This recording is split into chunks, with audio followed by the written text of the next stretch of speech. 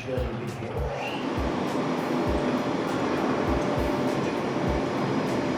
First signal against the endless night, a flicker of hope and hope, the dawn of community.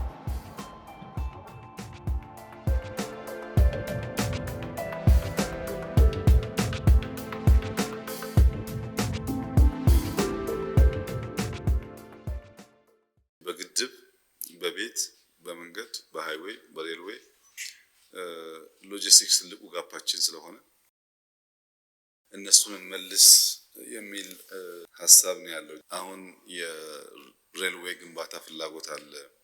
ከአዲስ ኤርፖርት ወደዚህ መነሻ የሚሆን አቅምኛ ጋር ካለ መነሻ የሚሆን ዲዛይን አቅም ካለ እንደዚህ ቀደሙ ነገሩን ከምንዘረግፍ ሙቭ እናደርጋለን። መንገድም ምናምን እንደዛ ማለት ነው። ቴሌኮም እየወጣ ነው። አየር መንገድ የተወሰነ ወጥቷል። ኤአይ ለመውጣት እየሞከረ ነው።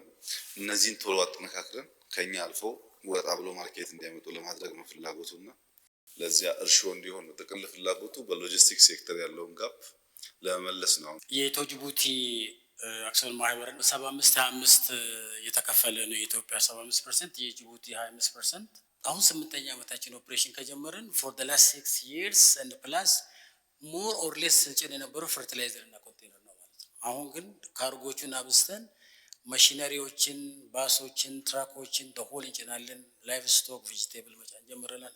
ሞር ቢዝነሶቻችን ሞር ዳይቨርስ እያደረግን ነው ማለት ነው። ቪዥናችን ኢትዮጵያን ኮኔክትድ የሆነች ኔሽን ዌስት አፍሪካ ውስጥና ኢኮኖሚክ ግሮዝ እና ሪጂናል ኢንቴግሬሽንን ወርልድ ክላስ ሬልዌይን በመጠቀም ያንን ለማሳካት ነው። ከ2015 ጀምሮ ቢልድ ኤንድ ኦፕሬት አድርገናል። የተለያዩ